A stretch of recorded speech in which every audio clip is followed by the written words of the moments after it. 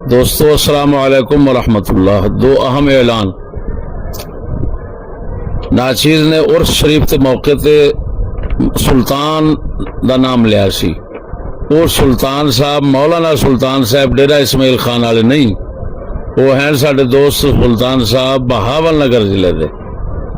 लिहाजा मौलाना सुल्तान साहब के खिलाफ नहीं सोचना तो ना उन्होंने खिलाफ सोचना है। दूसरा ऐलान यह हुआ कि मौलाना मुनीर साहब मेरे को आए सन, सुल्तान साहब भी नाल सन, ते उन्होंने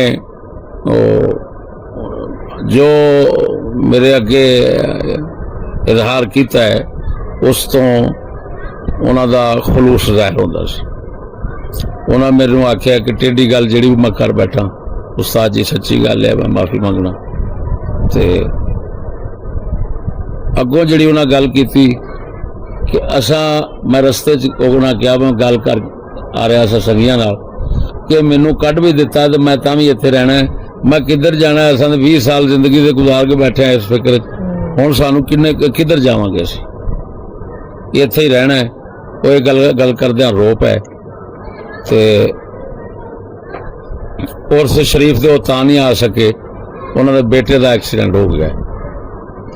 मैं उन्होंने सुन के सारी सूरत हाल मालूम करके मैं उन्होंने आख्या तुसीं साडी नज़र च उस तरह ही अपनी इमारत के उत्ते बहाल जे जिवें है।